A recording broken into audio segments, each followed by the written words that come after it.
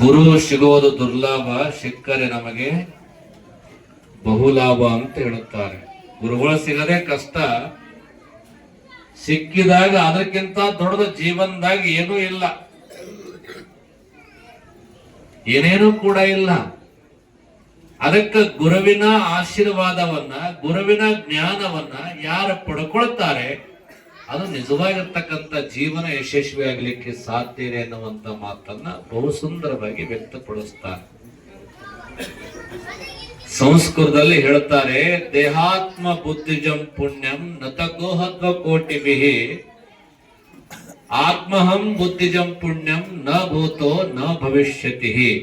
ಈ ದೇಹದ ಅಭಿಮಾನವನ್ನ ಹೋಗಿ ಈ ದೇಹದೊಳಗ ಜ್ಞಾನ ಬರಬೇಕಾದ್ರ ಜಗತ್ತಿನೊಳಗೆ ಒಬ್ಬವ ಅವನೇ ಸದ್ಗುರುನಾಥ ಮಾತ್ರ ಕೊಡ್ಲಿಕ್ಕೆ ಸಾಧ್ಯ ಅದ, ಎಲ್ಲರೂ ಕೊಡ್ಲಿಕ್ಕೆ ಸಾಧ್ಯ ಇಲ್ಲ. ಹೆಂಗ ಮಗುವಿಗೆ ತಾಯಿ ಮಾತ್ರ ಜನ್ಮ ಕೊಡ್ತಾಳೆ, ಹಂಗ ಈ ದೇಹಕ್ಕ ಜ್ಞಾನವನ್ನ ಕೊಡಬೇಕಾದ್ರೆ ಯಾರು ಬೇಕು ಅಂದ್ರೆ ಅವನೇ ಒಬ್ಬ ಸದ್ಗುರುನಾಥ, ಸದ್ಗುರು ಶಿವ. ಯಾರು ಕೂಡ ಜ್ಞಾನ ಕೊಡ್ಲಿಕ್ಕೆ ಸಾಧ್ಯ ಇಲ್ಲ. ಅದಕ್ಕೆ ಅಂಥ ಜ್ಞಾನವನ್ನ ನಾವೆಲ್ಲ ಪಡ್ಕೊಳ್ಬೇಕು. ನಾವೆಲ್ಲ ಹೇಗಾಗಿಲ್ಲ ಅಂದ್ರೆ ಸಂಸಾರದೊಳಗ ಹುಚ್ಚರಾದಂಗ ಆಗ್ಬಿಟ್ಟಿವಿ.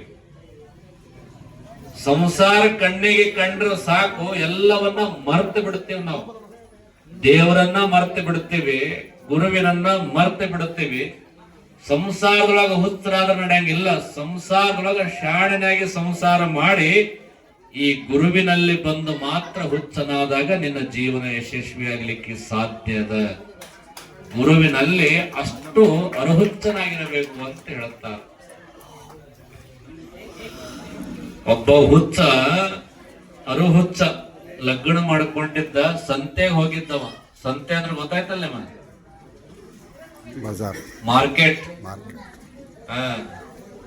ಏನಾರ ಸಾಮಾನ್ ತರ್ಲಿಕ್ಕೆ ಮಾರ್ಕೆಟ್ ಹೋಗ್ತಿವಲ್ಲ, ಹಂಗ ಹೋಗಿದ್ದ.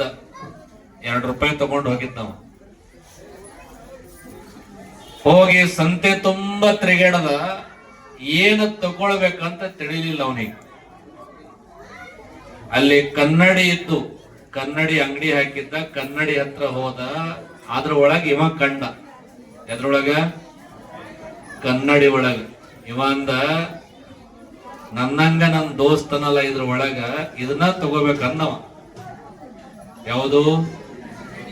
ಕನ್ನಡಿ. ಆ ಕನ್ನಡಿ ಮಾರೋರಿಗೆ ಕೇಳ್ತಾನ, ಎಟ್ಟ ಕೊಡ್ತೇಪ್ಪ ಅಂತ ಕೇಳದವ. ಇವ ಕನ್ನಡಿ ಮಾಲಕ್ ಹೇಳದ, ನಿನ್ನ ಹತ್ರ ಎಷ್ಟು ದುಡ್ಡು ಅದಾವ ಅಂದ್ರ, ನನ್ನ ಹತ್ರ 2 ರೂಪಾಯಿ ಅದಾವ. ಆಯ್ತು ತಗೊಂಡ್ ಹೋಗಂತ್ರ ಕನ್ನಡಿ ಕೊಟ್ಟ. 2 ರೂಪಾಯಿ ತಗೊಂಡ, ನೋಡ್ಕೋಂತ ಬಂದ. ಆರಾಮದೇನೋ ಅಂತ ಕೇಳ್ದವನಿಗೆ. ಎದ್ರೊಳಗ? ಕನ್ನಡಿ ಒಳಗ. ಊಟ ಆಯ್ತನೋ ಅಂತ ಕೇಳ್ದ. ಇವ ಹೆಂಗ ಮಾಡ್ತಿದ್ದ, ಅವನು ಹಂಗೆ ಮಾಡ್ತಿದ್ದ ಒಳಗ.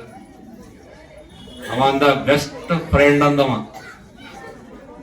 ಜೀವನದಾಗ ಇಂತ ಫ್ರೆಂಡೇ ಸಿಕ್ಕಿಲ್ಲ ಅಂತ ತಿಳ್ಕೊಂಡು ತನ್ನ ಹೆಂಡತಿಗೆ ಗೊತ್ತಾಗ್ಬಿಡ್ಲಿಲ್ಲ, ತಾಯಿ ತಂದೆ ಗೊತ್ತಾಗ್ಲಿಲ್ಲ. ಒಂದು ರೂಮಿನೊಳಗೆ ಒಯ್ದ ಕನ್ನಡಿ ಇಟ್ಟ ಮುಚ್ಚಿ, ದಿನಾ ಮುಂಜಾನೆ ಹಿಡಿದು ಸಂಜೆ ತನ 4-5 ಸಲ ಹೋಗೋದು, ಅದ್ರ ಜೊತೆಗೆ ಮಾತಾಡೋದು, ಕನ್ನಡಿ ಹಿಡ್ಕೊಂಡು ನೋಡೋದು, ಆರಾಮದೇನಪ್ಪ, ಊಟ ಆಯ್ತು ಅನ್ನೋದು, ಮತ್ತ ಮುಚ್ಚಿಡ್ತಿದ್ ಯಾರ ಬರ್ತಾರ ಅಂತ. ಆ ರೂಮಿಗೆ ಮತ್ತೆ ಚಾಬಿ ಹಾಕಿ ಹೋಗಿ ಕೊಡ್ತಿದ್. ರಾತ್ರಿ ಎಲ್ಲ ಹೀಗೆ ಶುರು ಆಯ್ತು. ರಾತ್ರಿನೂ 8 ಸಲ ಹೋಗ್ತಿದ್ದ. ಹೆಂಡತಿಗೆ ಅನುಮಾನ ಬಂತು, ಇದು ಎದ್ದೆದ್ದು ಎಲ್ಲಿಗೆ ಹೋಗ್ತಿದ್ ಗಣಸು ಅಂದ್ರೆ. ಹಗಲೆಲ್ಲ ಎದ್ದು ಹೋಗ್ತದಲ್ಲ, ಎಲ್ಲಿ ಹೋಗ್ತಾನಂತ ತಿಳ್ಕೊಂಡು ಒಂದ್ಸಲ ಇವ ಬಂದ್ ಹಿಂಗ ನೋಡಿ ಮಲ್ಕೊಂಡಿದ್ದ.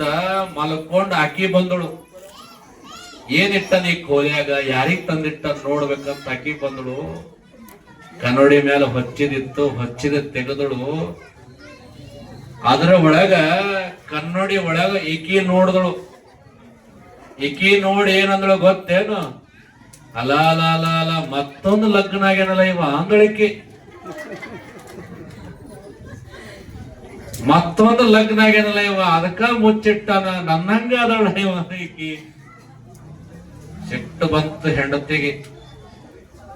ಮುಂಜಾನೆ ಎದ್ದ ತಕ್ಷಣ ಬೈಯೋದು, ಜಗಳ ಆಡೋದು, ಹಂಗೋ ಹಿಂಗೋ ಮಾಡಿ ಹೊಲಕ್ಕೆ ಹೋಗಿಬಿಟ್ಟ. ಕೆಲಸ ಮಾಡ್ಲಿಲ್ಲ, ಮನೆಯಾಗಿದ್ದ ಅತ್ತಿ ಕೇಳಿದ್ರು ಏನಾಗ್ಯದ, ಯಾಕೆ ಹಿಂಗ ಕುತ್ಕೊಂಡಿದ ಅಂದ ಬಳಿಕ ನಿಮ್ ಮಗ ಇನ್ನೊಂದು ಲಗ್ನಾಗಿ ಒಳಗ ತಂದಿಟ್ಟಾನ, ಹೋಗಿ ನೋಡ್ ಬರ್ರಿ ಅಂದಳಕಿ. ಆ ಫ್ಯಾಮಿಲಿ ಕನ್ನಡಿ ಅಂದ್ರೆ ಗೊತ್ತಿದ್ದಿಲ್ಲ. ಅಲ್ಲ, ನೀನ ಹೆಂಡತಿ ಇದ್ದಿ, ಮತ್ತೊಂದ್ ಹೆಂಡತಿ ಯಾವ್ದು ಬಂತು ಒಳಗ, ಹೋಗಿ ನೋಡಕ ನೋಡ್ರದು ತಿಳ್ಕೊಂಡ್ ಆಕಿ ಮುದುಕಿ ಬಂದು ಕನ್ನಡಿ ನೋಡಿದ್ರು, ಈಕಿನಂಗ ಕಾಣ್ತದ. ಅಕ್ಕಿ ಅಂದಳು, ಹುಚ್ಚಿ ನಿನ್ನಂಗಿಲ್ಲ, ವಯಸ್ಸಾಗಿದ್ದದು, ಸುಮ್ ಸೇವಾ ಮಾಡಕ್ ತಂದು ಇಟ್ಕೊಂಡ ನನ್ನ ಮಗ ಅಂದಡಕ್ಕಿ ಮುದುಕಿ,